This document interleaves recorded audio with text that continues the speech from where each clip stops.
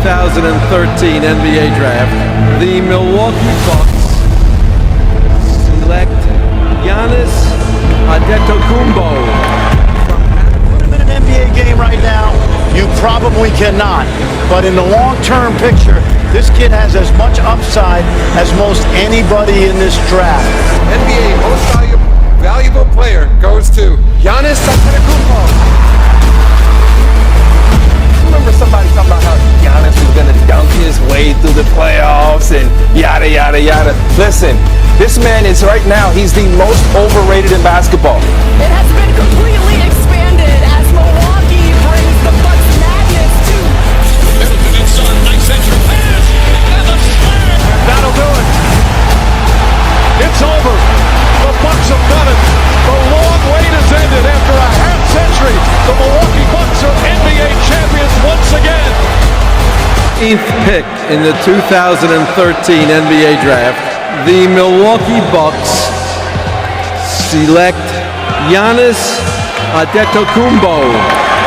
So in only a month span during the 2013 NBA offseason, the Bucks drafted both Giannis and traded for Middleton. But at this time, no one knew this would be the future championship duo. In fact, many analysts and fans are upset that the Bucks even drafted Giannis, as many preferred the 18th pick Shane Larkin over him. On top of that, Middleton was seen as more of a throw-in player in his trade with the Pistons, with the narrative being Brandon Knight for Brandon Jennings, in addition to some other reserves. So naturally, hopes are low for Bucks fans, as it seemed another offseason had gone by without the addition of a franchise player to lead them. In fact, at this point, the Bucks had gone over a decade without a single all-star player on their roster. And this season was no different, as the Bucks finished the season with an all-time franchise worst 67 losses and only 15 wins for the last spot in the East. But still, the season wasn't a complete failure, as for brief moments, Giannis has shown flashes of the player he would eventually become, and fans were super hyped to see where Giannis could go. By John Henson.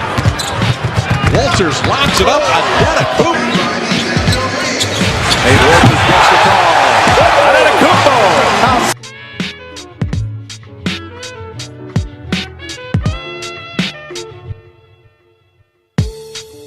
Second pick in the 2014 NBA Draft, the Milwaukee Bucks select Jabari Parker from Duke University. So in this draft, the Bucks had a hard decision. They could either go with Jabari Parker or with the injured Joel Embiid, who was seen as more of a project. And in the end, they decided to draft Parker, a man who they believed would instantly become the face of the franchise that Giannis could play Robin to. In addition to signing Jabari Parker, they also decided to fire their head coach, instead replacing him with Jason Kidd. And this is where the Bucks' fortunes start to turn, as Kidd was instrumental in developing the Giannis we know today. So before Kidd, the Bucks offense would mostly consist of wing isolations for Giannis, so the point guard passing it to him in the post where he could do his thing. But Kidd decided that Giannis was more of a playmaker and completely revamped the offense, so that Giannis would bring up the ball while the other players spread the court. From there, you could either drive and score or pass it out if help defense arrived, which to this day is roughly the same offense Giannis runs. Not only did he change the Bucks offense, but he also dramatically reshaped their defense. Coming into the next season, the Bucks had one of the largest combined wingspans of the entire NBA, with tallish, quick players at every position. Their starting lineup was all versatile, agile, lanky players that could realistically do a decent job of guarding 3 to 4 positions at one time.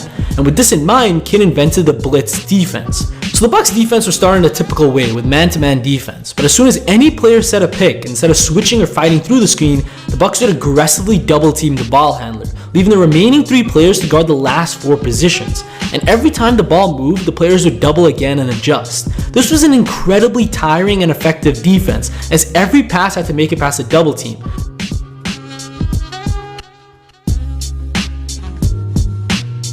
Essentially, it treated every single player on the court, from LeBron James to Norris Cole, as if they were Steph Curry on fire, with aggressive double teams at every chance. And this defense took the league by storm, as in only a season, the Bucks jumped from last in defensive rating to 4th, from 21st in forced turnovers to 1st, and from 28th in opponent field goal percentage to 8th. And they managed to do this without Jabari Parker, who had a season-ending ACL injury midway through the season. And this defense allowed the Bucks to move all the way from the 15th seed to the 6th seed for Giannis' first playoff chance.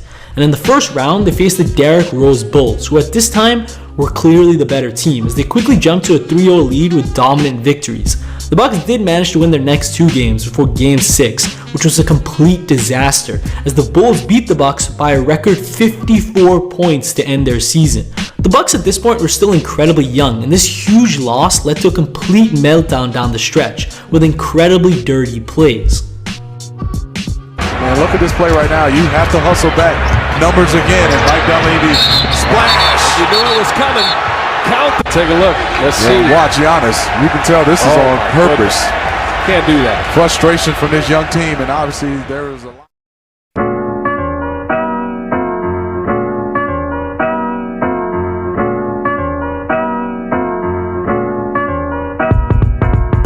Bucks acquired a young, talented scorer last night in the draft, taking UNLV freshman Rashad Vaughn with the 17th overall pick. This hadn't been in years. But it became very clear that the Bucks were not close to the powerhouses they were last season, causing them to drop to only 33 wins with 49 losses for the 12th seed in the East. The main reason for this drop was offenses figuring out the Bucks' defense and how to beat it. Essentially what offenses would do is some iteration of the following. Imagine the scenario from earlier in the video, right as the screen is being set. Now after the ball handler gets double teamed, he quickly passes the ball before getting open at the top of the perimeter. From there they have a wide open shot, forcing the defenses to adjust, allowing the ball to be swung to the corner for an easy corner three.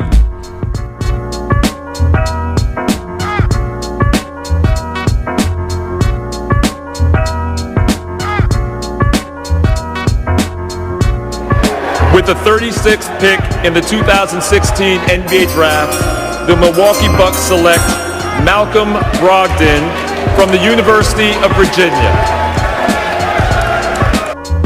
So during the offseason, the Bucks decided to sign some better role players to add more depth to their lineup. This included the signing of Matthew Dellavedova along with drafting Malcolm Brogdon in the second round. But none of these signings seemed big enough to push the Bucks back into the playoffs. But once again, the Bucks surprised everyone as they managed to push their way into the playoffs, mainly due to the emergence and dominance of superstar-era Giannis Antetokounmpo, who was still playing inconsistently but had made it very clear that he was the new face of the franchise for years to come. And in the first round, Giannis was tasked with taking on the Lowry-DeRozan Raptors. And at first, it was an incredibly close series, with both teams trading victories, before the Raptors rallied to win Game 5 and 6 and close out the season. Snell to inbound. It's intercepted by Patterson. And Toronto has won!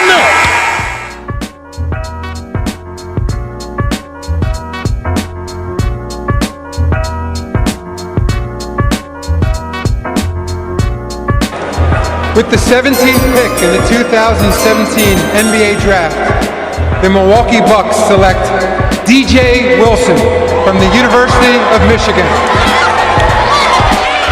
So instead, they decided to add even more talent that fit kids' strategies by trading for Eric Bledsoe in exchange for Greg Monroe and a couple of picks. Looking plainly at this roster, it is clear that this is a deep playoff team, and the Bucks management felt the same way, putting Kidd on the hot seat to win big this season. And midway through the season, it was clear that the Bucks were not going to live up to the roster's potential, leading the front office into firing Jason Kidd. And as everyone expected, Giannis was devastated and reportedly even called Kidd before, offering to request a trade if they tried to fire him.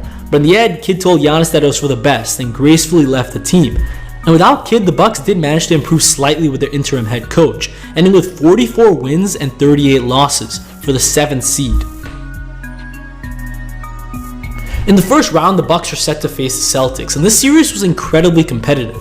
Both the Bucks and Celtics won their first two games at home before the Bucks dropped Game 5 and won Game 6, leading to a Game 7 where the Bucks were ultimately defeated. And through watching the series, I would argue that the loss was mostly the fault of poor coaching and chemistry rather than a lack of skill. And after the series, the Bucks were finally able to find a replacement for Kidd in Mike Budenholzer.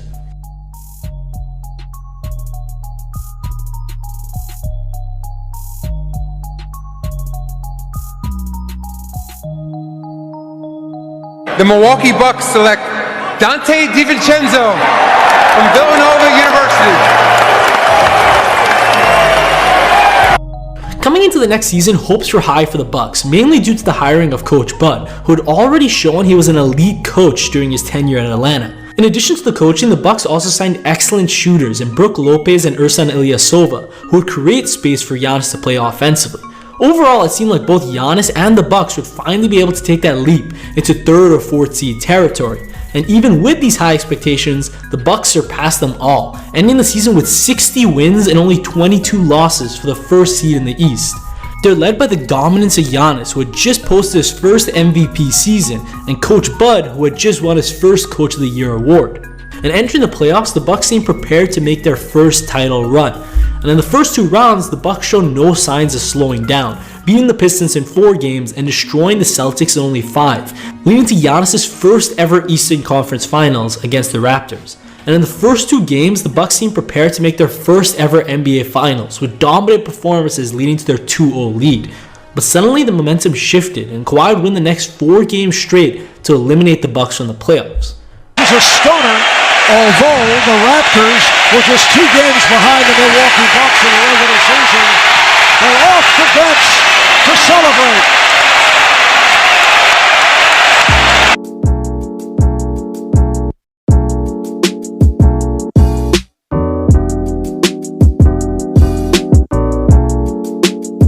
Coming to the next season, hopes were up for the Bucks as they did manage to win 10 out of their 11 playoff games before their eventual collapse. On top of that, they managed to re-sign most of their playoff roster to long-term deals, with the exception of Malcolm Brogdon. Plus, with the exit of Kawhi Leonard, the Bucks were clearly the best team in the East and seemed ready for their first playoff run. And throughout the season, the Bucks proved that with dominant performances leading to a 56-win and 17-loss season for another first seed, as Giannis won his second MVP, while also taking home the Defensive Player of the Year award. And this momentum continued in the NBA bubble with a quick 5-game victory against the Magic. And suddenly in the second round, the Bucks collapsed as they were quickly eliminated in only 5 games to the Heat after a relatively disappointing series from Giannis, where he only averaged 22 points per game behind Middleton's 26. The Milwaukee Bucks lose. The best team in the NBA is gone. And the Miami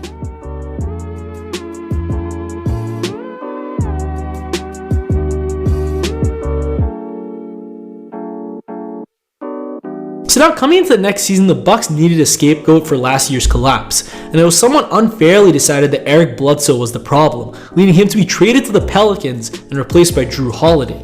With his new roster, the Bucks could hopefully forget about last year and return to their 2019 form. And they did exactly that, ending with 46 wins and 26 losses, barely missing out on the first and second seed. And in the playoffs, the Bucks dominated, sweeping the Heat in their rematch, narrowly beating the Superteam Nets in 7 and beating the Hawks in 6, before advancing to their first ever NBA Finals, where as we all know, they defeated the Suns in only 6 games. Overall, it's very clear that this Bucks team isn't going anywhere, with a 29-year-old Middleton and 26-year-old Giannis both signed to long-term deals. The Bucks team will be here for years to come, and I wouldn't be surprised if you're seeing the humble beginnings of a new Warriors-esque dynasty. Let me know in the comments below if you think Giannis can win another ring, but I'll see you guys next time. Peace.